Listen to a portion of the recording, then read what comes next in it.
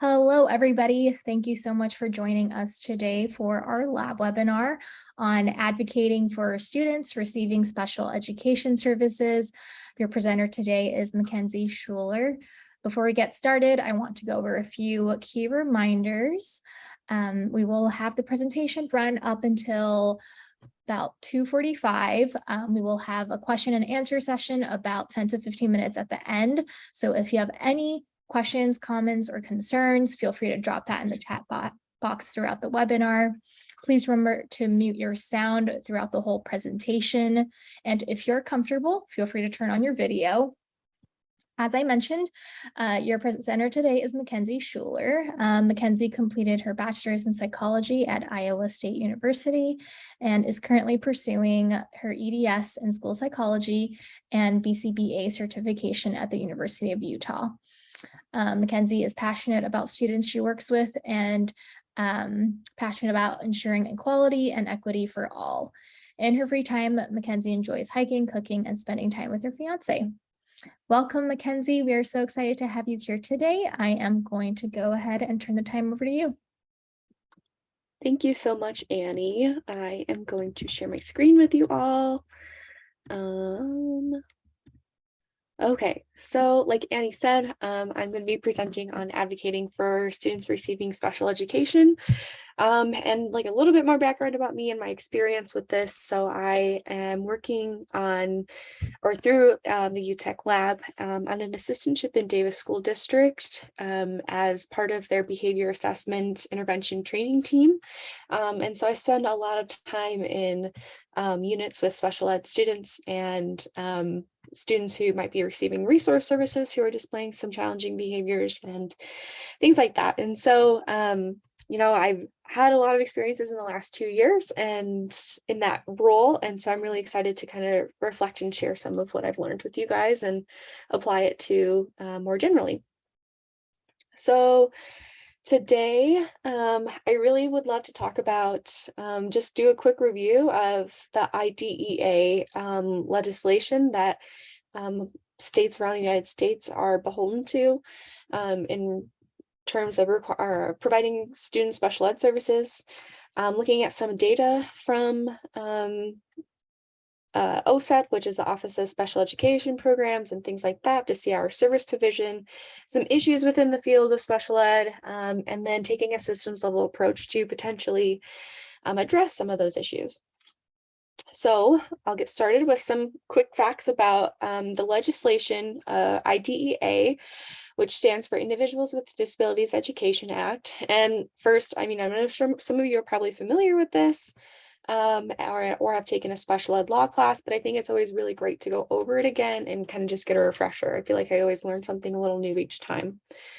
So first, IDEA really is a federal law that all public schools must abide by. And this requires that services for qualified students are provided for students ages 3 to 21. And in order for public schools to receive funding for special ed or funding sometimes in general, they do have to provide services through IDEA. As part of the IDEA, students are given a free and appropriate public education. And so this kind of states that when an assessment is done due to a referral for concerns related to academics, behavior, any other concerns that might be impacting the student educationally, they are provided a free assessment that might be through a school psychologist, a speech language pathologist, audiology, a teacher of students with visual impairments. So many different professionals can be involved in this, but really, once the student is qualified, it's important to remember that they are entitled to a free and appropriate public education. And within that, there are requirements that, we can really only deny a student 10 days of service. And after that, we have to take a look at their programming and decide what the most appropriate plan of action would be. And so as part of IDEA, there are various services that can be provided, such as special education. And a lot of times we refer to this very generally. And students can receive other services outside of that. But really, special education is the individualized instruction to meet student needs. So this might be, for example, explicit reading, writing, math instruction, social skills, things like that. Really, we want to think about the modifications to instruction for the students to access the curriculum. Students may also receive related services. So these are services that are additional and might benefit the students. So like I said before, a speech pathologist might be involved, an occupational therapist, physical therapy, audiology, teachers of students with visual impairments, and so many others. They might all be on a student's individualized education plan to help provide services and ensure that the student is receiving the best education that they can. Accommodations may also be listed on an IEP. So these are changes in the classroom for a student to access the curriculum. So we think about accommodations as more of those environmental factors, whereas modifications are more related to special ed and that individualized instruction. So accommodations might look like extra time on an assignment, a test, a different location for testing, preferential seating, things like that. It all kind of just depends on the student and what the team feels would be the most effective intervention. And I'll talk more about accommodations a little later as well. And on an IEP as well, assistive technology may be a part of that. And so these are tools that help the student access their learning. So this might be an augmented alternative augmented communication device where students may use pro lo quo. There's a couple apps I'm thinking of where students who might be nonverbal use to communicate. This could be a screen reader for students with visual impairments. It could really doesn't even have to be what we traditionally think of as technology, but really anything like the picture exchange communication or PEX board, things like that, so that our students are able to communicate and to access the environment around them. So quickly, these are some IDEA classifications, or all 13 of them, that are part of the Education Act. And so to start off, there's specific learning disability, and there are several different areas within this related to reading, writing, math, oral comprehension and listening comprehension, things like that, that a student might have difficulty with and need some extra support. Other health impairments are related to potentially ADHD, some other medical concerns like cerebral palsy, that a student their education is being impacted by these, and so they need some extra supports with those conditions. Autism is also a classification. However, this is not the same as a medical diagnosis. It's merely a classification for the student to receive these services in the school. And if parents wish to get outside services through an applied behavior analysis company, or for insurance purposes, they would have to go seek a diagnosis from a licensed psychologist or a medical doctor, because these classifications all in general, they really only apply to the school, and that if they want to receive outside services, then an additional diagnosis would need to be sought out. Developmental delay, this kind of is given to students who are kind of experiencing those global delays, and we haven't attributed it to anything quite yet. And we can only keep this classification until age 8, and then a reevaluation needs to be done to make a more definitive classification about what might be presenting in the student. Emotional disturbance is for students who potentially have had some trauma. They're really being impacted by some of the things that are going on in their life, or they might have potentially bipolar, schizophrenia, OCD, things like that, that are really impacting their ability to access their education. Speech and language impairment. So for students who need more supports in their communication, would be classified under this. Visual impairment. So for students who might be blind or be somewhere on that spectrum, would be classified under that. Hearing impairment is kind of along the same lines, or hearing impairment or deaf. So students who primarily have that condition impacting their ability to access communication and need support with that. Deaf blindness would be for students who are both deaf and blind and need support accessing that environment. Orthopedic impairment we don't see as much, and I'm not really 100% on when this would be used. So it's definitely an interesting classification. An intellectual disability for students who display that IQ lower than 70 or equal to or lower than 70 and have difficulty in their adaptive skills would be classified under this. Traumatic brain injury for those individuals who might have suffered a traumatic brain injury and need support in that capacity. And then multiple disabilities would be assigned as a classification when more than one of these conditions or classifications are impacting the student educationally, and it would be necessary to provide those services in that manner.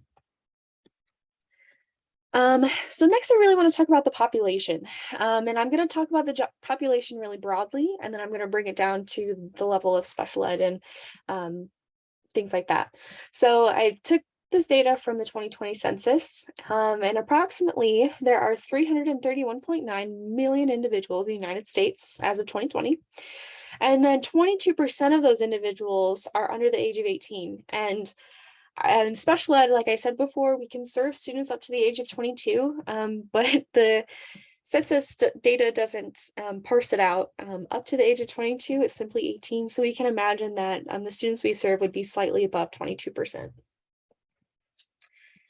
And next, I want to kind of talk about the intersection of race and disability in the United States. And so more generally, I presented some data also from the 2020 census about the breakdown of race in the United States. And so you can see 75.8% of individuals living in the US are white, 13.6% are Black.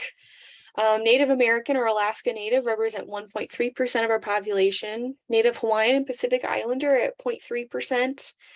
Hispanic Latino, 18.9%, and individuals identifying as two or more races are 2.9%, and Asian at 6.1%. And so you can kind of see the breakdown here, and I want you guys to kind of keep that in mind as we move forward in looking at this data.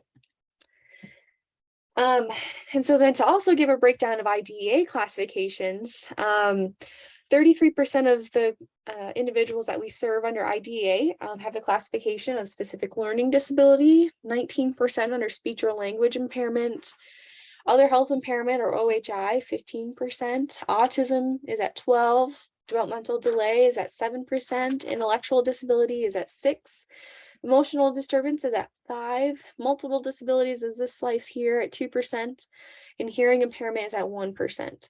And you'll notice that I didn't talk about orthopedic impairment, visual impairment, deaf blindness, or traumatic brain injury.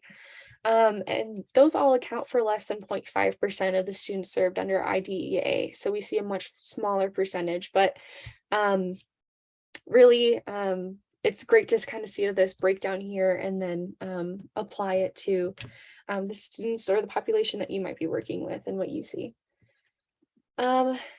And so then looking at that intersection between disability or classification under IDEA and race and ethnicity of the students that we serve under IDEA, approximately 15% of students that we serve are white. And if you remember in the US population, about 75% of individuals in the United States identify as white. And so we see a much smaller percentage of that population being served under IDEA.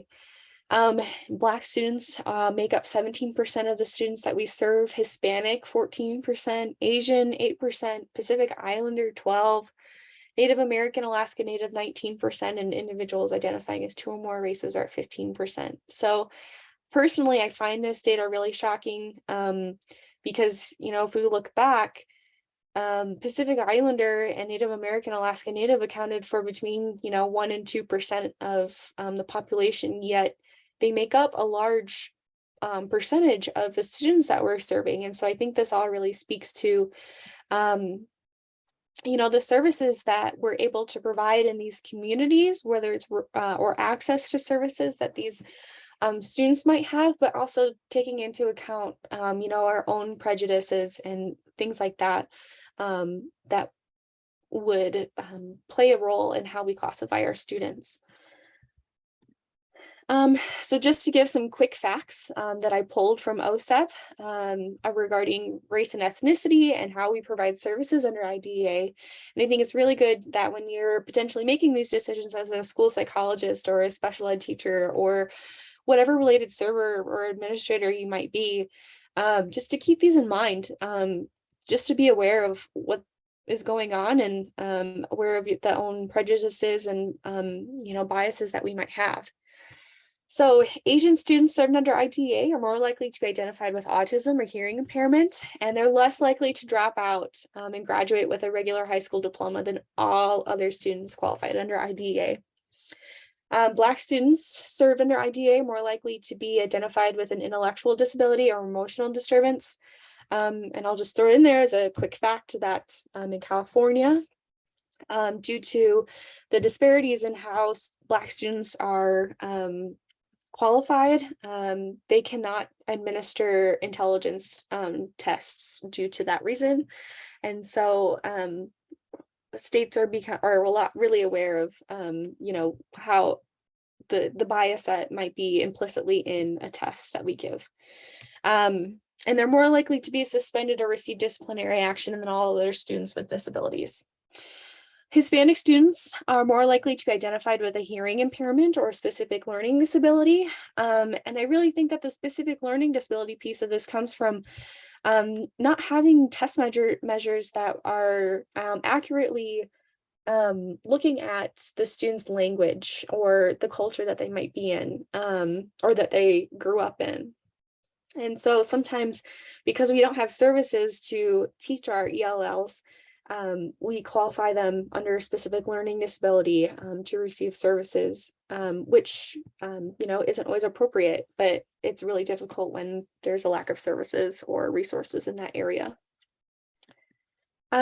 Native American or Alaska Native students served under IDEA are more likely to drop out than all students with disabilities and are less likely to attend their general education classes. So they're spending more than 40% or less than 40% of their day in the general education classroom. And so in some instances, this might be self-contained and these students aren't accessing their general ed peers and being involved in that sense. And white students serve under IDEA are more likely to be in the general ed environment for more than 80% of the day. So they're being mainstreamed a lot more. And they're less likely to be identified with a specific learning disability or intellectual disability than all other students. So we can see the disparities in how we classify students based on race as well, which again can speak to the services that are available to those communities and potentially the biases that are held as well. So kind of switching gears and looking from national data to statewide data, we'll look at the Utah student population in 2020 to 2021, the students that were classified under IDEA. So in 2020 to 2021, there were approximately 663,852 students enrolled, and about 13% of those students, or about 86,000, we're receiving services under IDEA. And so that works out to about 1 in 10 students are receiving services. And compared to the national average, Utah does tend to serve or have a higher population of students qualified under SPED for reasons that I'm not quite sure of. I think it can be a lot of things, whether that's, really great reporting and identification of students who might need these services, or, potentially some, we do have a diverse population, and so it could be related to that as well. So switching gears from the data to really digging down into the issues, our families and students face so many issues, more than are listed on this page by far, but I really wanted to kind of focus in on a few and kind of explain those a bit more. So when we think about access to accommodations in the general education classroom or needed related services, so those accommodations that I talked about at the very beginning, when those are listed on an IEP, they are legally mandated to be occurring or be provided to the student. And so sometimes we just see a laundry list of items for accommodations, and we don't always implement those. And so being able to access those in the general ed environment, as well as potentially in a special ed environment as well, is really critical. And in regards to related services, we're always, I feel like, in a perpetual circle of shortages of professionals. And so it can be really difficult to get those services to students as well. We also face the provision of services that demonstrates adequate progress towards IEP goals. And I'll talk about this a little later too in the NJRF case. But we really have to be sure that we are providing appropriately ambitious work and challenging our students to make progress in their academics. And so sometimes this isn't always the case. And so really trying to focus on providing those services.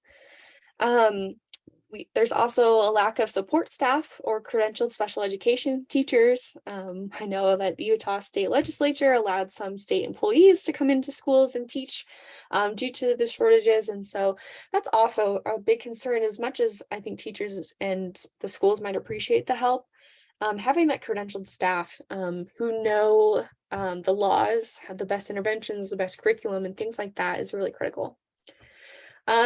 Our students and families might also face discrimination and prejudice, and it's like in discipline practices or in terms of placing students in the least restrictive environment, things like that. There might also be physical, verbal, and emotional abuse from school staff. And as much as, this is really difficult to talk about, I think that it does need to be talked about because it does happen. And as a school community and education, as an educator, we really strive to take care of our students. And I think a lot of us are really caring, but there are some individuals who being in schools and dealing with students for 8 to 9 hours a day can be really difficult. And unfortunately, things like this do happen. As we all know, there's inadequate funding or access to services, and parental resources related to respite and training might be lacking. And so parents really getting that break from caring for students who might have higher needs, and being able for parents to be able to access trainings and whatnot, so they can provide the best relationship, home life, things like that to their students. And access to technology, so AAC devices, like I talked about earlier. So, tablets are expensive, and getting a hold of the technology for students who might be nonverbal or have visual impairments to access the environment around them isn't always attainable. And so some families really rely on the school district to provide these for their students, but unfortunately, due to the lack of funding, sometimes that doesn't always happen. And lastly, appropriate transition plans for students who are transitioning out of school potentially at the age of 18 or 22 and out into the world. And so these transition plans can be really critical in setting students up for success as they exit school and enter, adulthood. So with all of these issues in mind, what can we do? We can be in contact with the school or district administrator regarding the treatment of students and services that are provided. We can contact or lobby local, state, and federal officials about issues our students face. And we can teach students self-advocacy skills, and I think that's a really important piece, especially regarding transition plans. And we can also consult with our professional organization's code of ethics. And so before we kind of dig into these issues too, I kind of wanted to mention or provide a little bit more of a solution to some of the issues that I talked about. And so I talked about accommodations and how we don't always provide those, or I'm sorry, I'll talk about that in a second. Thinking about challenging our students academically and making sure that they're making appropriate progress towards their goals. And so in the NJRF versus Douglas County School District case, this was brought to the Supreme Court And the Supreme Court basically said that children with disabilities are entitled to receive academic instruction to make appropriately ambitious progress on their IEP, rather than what the standard was before, which was minimal progress. And so sometimes, special ed teachers are incredibly stressed. It can be very difficult to manage everything. And sometimes students aren't always the easiest, and noncompliance or task refusal around homework might be really difficult. And so making that progress can be, it can be really challenging. And so some teachers might give up altogether on attempting academic work, or, sometimes they would try to inflate the scores and where the student's at, but they're not reflecting the student's true ability.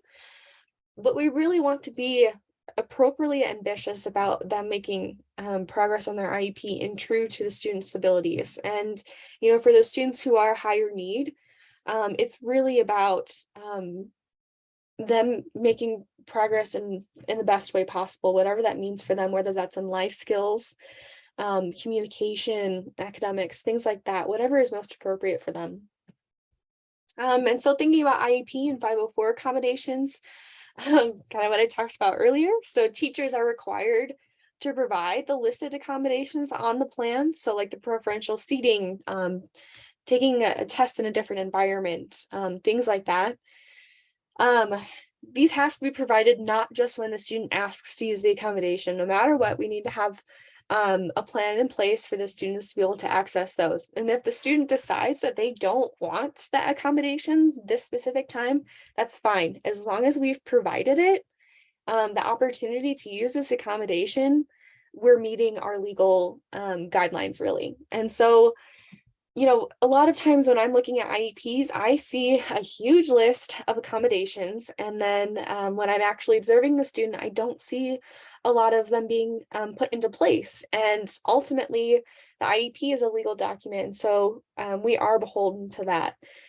So what I've seen in the research be suggested is that the school team decide on a single accommodation or a few that they feel would be the most beneficial to the student, evaluate its effectiveness, and keep moving forward with that or change it. So that way it's sustainable and appropriate for the student, the teacher, everyone involved who is providing services to these students. And lastly, on this slide as the appropriate transition plans. So just in the state of Utah, I believe nationally, these have to be put together at the age of 16, but in Utah at the age of 14, a transition plan must be put in place. And so IEP teams have to start writing the plan and include the student in the process. And so that really looks like asking the student what their goals might be and how those goals can be carried out. And an annual transition assessment has to be completed to ensure that the presence of necessary vocational and life skills to meet the student's goals are there, and that the student has the supports in place to potentially meet that goal. And with another thing, talking about appropriate transition plans, we really want to make sure that it is appropriate to where the student might be at developmentally and cognitively. And so being sure that we are providing the most realistic, appropriate plan for these students in order for them to receive the services that they need after they finish their education, or public education, I should say.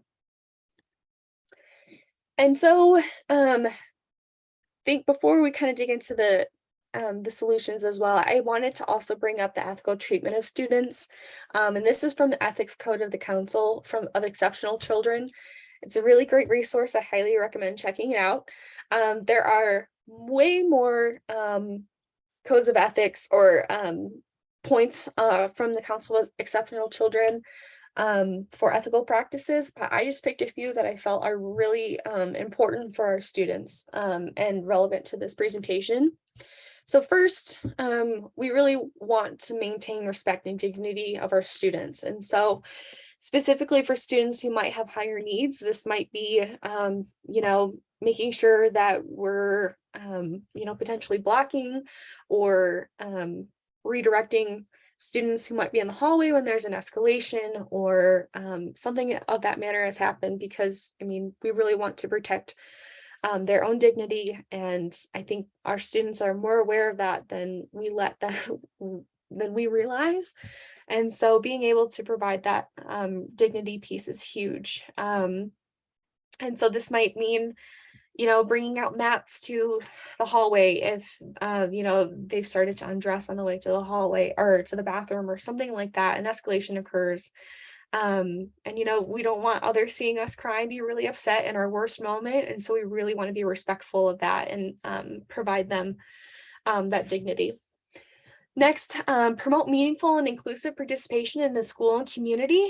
A lot of times our students who might be in special ed or in units, they might not be involved in the school-wide reinforcement system. So like doing the Principals 100 Club or different campaigns that might come through the school. We really want to make sure that we're inclusive and allowing those students to participate and gain the reinforcement that our gen ed students are getting. Just because they're special ed doesn't mean that they shouldn't be involved in the activities that are provided through the school. So really being sure that we're allowing for that participation. We neither want to engage or tolerate any practice that is harmful to students. This is really broad, and I think we hear it a lot, but it's always a great reminder that we don't want to tolerate any harmful practice or vocabulary, things like that, to our students. And so making sure that we are being very cognizant of that, of how we interact and others interact with our students. We want to also protect the physical and psychological safety of students. So like I mentioned earlier, it's really tough to talk about, but that abuse, both verbal and physical, does occur, and we need to really be sure that we're documenting and reporting when necessary, so that way we can get the right supports for that situation, whatever that means. Lastly, we want to develop a relationship with a student's family and include them in the educational decision-making process. It can be really difficult sometimes to get a hold of a family, or sometimes the parents aren't always as open to what we might suggest. And so we really have to work hard in making sure that we're allowing them to be part of this decision-making process and included in their child's education. And sometimes for families who might have a different culture than what is predominant, it's really important, I think, that we take the time to understand that and help the family feel supported and like their needs are being met, as well as the students. So if any, for some reason, if there is instances of abuse, or you're not seeing something on an IEP being met, any concerns really that you have, if you're not comfortable or you feel uneasy, talk with the individual directly, whether that's the teacher, the aide, the related server, whoever that might be, about your concerns, or talk to the school administration. I think it can be, especially as an aide, it can be really difficult because you feel that hierarchy between the teacher and the administration. But if you feel uncomfortable with whatever practice is going on, I highly encourage you to reach out to the administration, or if necessary, the district's Office of Equal Opportunity, about what's occurring, because ultimately our duty is to the students and we want to protect them at all costs, really. And so being sure that we're reporting that. And if no one is really listening to you, don't be afraid to consult with administration in the district, whether this is coordinators over the program or oversee special ed in your school, safety care trainers about physical management and things like that. If you see something occurring potentially with a restraint with a student, consult with the safety care trainers about what's right or what feels comfortable. And the special education director, the superintendent, other people in the district who would be able to kind of affect change in that sense. And most importantly, I made this a one slide kind of thing because it is so important to document and objectively report any concerns that you have. And I say objectively because it can be really difficult in an emotionally charged situation to not use emotionally charged vocabulary. And a lot of times, being in meetings with administrators, I will see, some notes from teachers who are, they're really kind of at their wits' end and they're using emotionally charged language, and the administrators kind of blow it off. And so we really have to be sure that we're being objective and documenting appropriately. So, potentially turning, oh, the student yanked off my lanyard too. The student pulled my lanyard off. It can be really difficult, especially in those really intense situations, but it's incredibly important to be documenting objectively and documenting in the first place.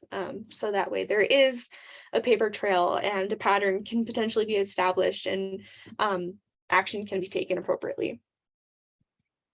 So when we take a systems level approach to some of these issues, potentially related to funding, to services that are provided within the district, to treatment of students, things like that, we can attend local school board meetings, also be aware of student rights, and get involved with local organizations that support families.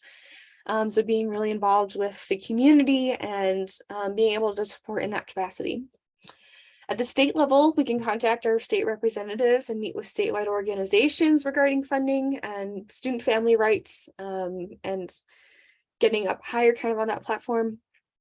And at the federal level, we can contact lawmakers and get involved with national organizations supporting students with disabilities. And supporting getting involved at the federal level can be really difficult, but I think it's incredibly important that we do make our voices heard, no matter at what level of the system we're at. Because I think a lot of times our students with disabilities, because they're not always able to voice what's going on with them, we just don't talk about it. And so I think it's incredibly important that, as advocates, we do spend the time advocating at these levels, at whatever capacity you're able to. I also wanted to talk about self-advocacy for our students. And so at the elementary school level, we can provide functional communication skills to them. So, telling us that they need to go to the bathroom or they need a break, things like that, or what they would like or want, things like that. So that way they're able to expand their communication in that manner, as well as providing them choices and not just kind of pushing something on them that they potentially don't want. But, this might be providing meaningful choices between, okay, do you want to write with a pen or a highlighter? Do you want to do math before reading? Things like that, that are super easy to provide. We can teach them to also appropriately express their emotions. And so potentially using social skills curriculum like zones of regulation, circles, social stories, things like that, and appropriately modeling those skills for us to also express our emotions is critical for our students to be able to tell us how they feel, and that way they're able to communicate their wants and needs as well. Understanding, we want to try to help them understand their strengths and weaknesses, so that way they're better able to advocate for what they potentially want or are better able to do, and communicate that as they go further into their education.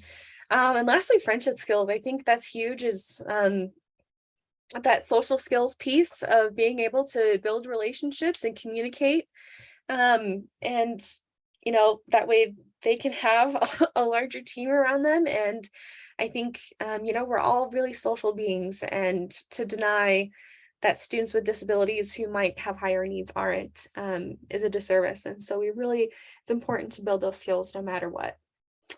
And for junior high to high school students related to self-advocacy, we might provide teaching for them to be advocates at school or the doctor's office or on the job or when they're in college. For those students who do move on to post-secondary education, being able to advocate for accommodations in the classroom can be really critical. And some of the offices require lots of documentation. And so being able to be an advocate in that sense for their own education is really critical, as well as, at the doctor's office. That can be, as an adult, just ourselves, it can be really difficult to go in and tell the doctor how you're feeling. And so for a student with a disability, it can be, really hard, or even an extra step and even harder. So teaching them in that sense, functionally out in the community, can be really crucial. And to teach these skills, we might do role play situations and actually play it out. So, they're able to rehearse that in their head, and they've done it before, really. So they are able to better advocate for themselves in that sense.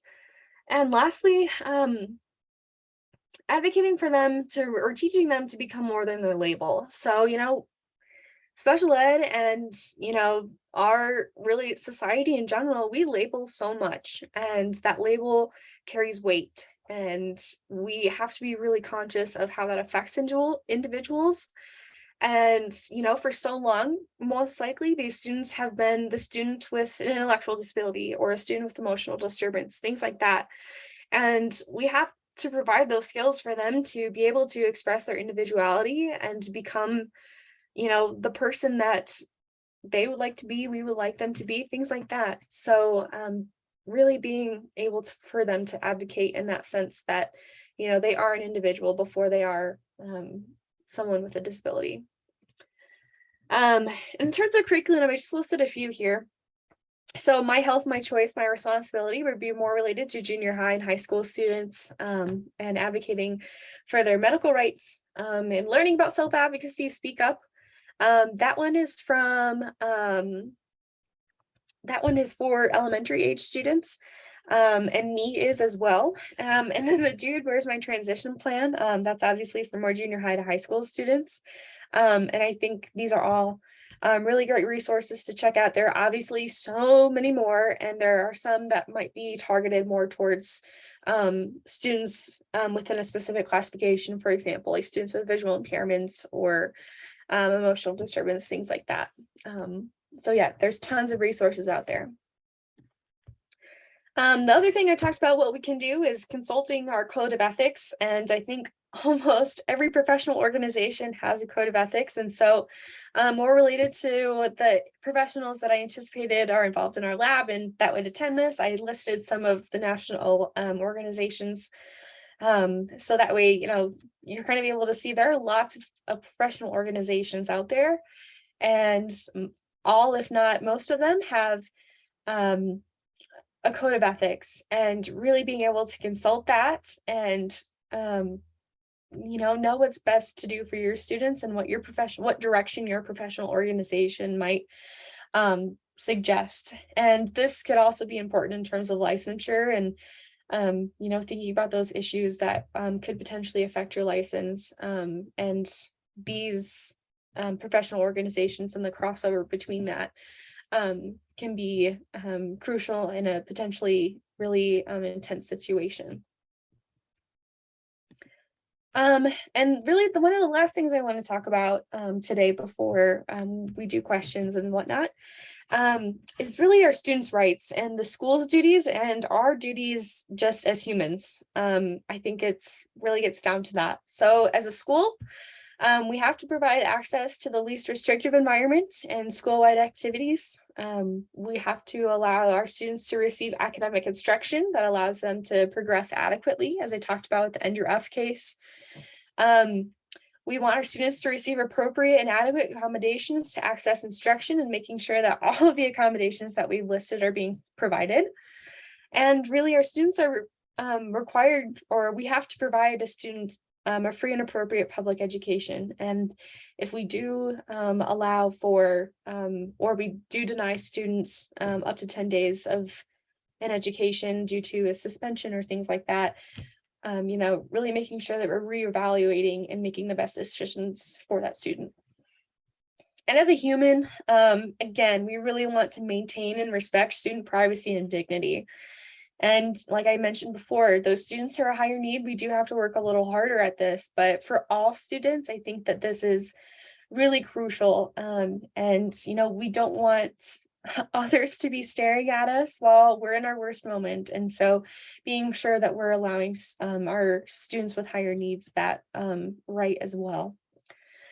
We also really want to foster an environment of kindness and acceptance, not one of fear and punishment. This is huge. And like I said before, being a teacher is really hard, and it can be really hard to hold on to these ideals in the heat of the moment after, a long day. And so really, digging deep and being able to provide this environment for students is, I think, a huge part of why a lot of individuals go into the field that they do. And lastly, providing least to most restrictive interventions to promote learning and really independence. We want our students to be independent and be able to successfully navigate their environment, their academics, everything. And so providing those least to most restrictive interventions can be critical. So yeah, these are my references, and really just thank you guys all so much for coming. I really appreciate it. I hope that you learned something and it wasn't just me standing on a soapbox. So yeah, I would really love to hear from you guys. Any questions that you guys might have in the last 15 minutes here.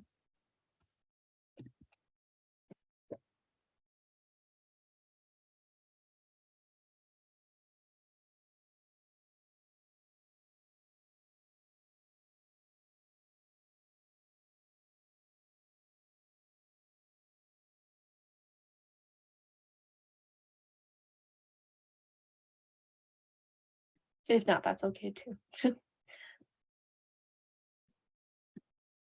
Thank you, Mackenzie, for presenting today. If we don't have any questions or last minute comments, we will go ahead and conclude today's webinar.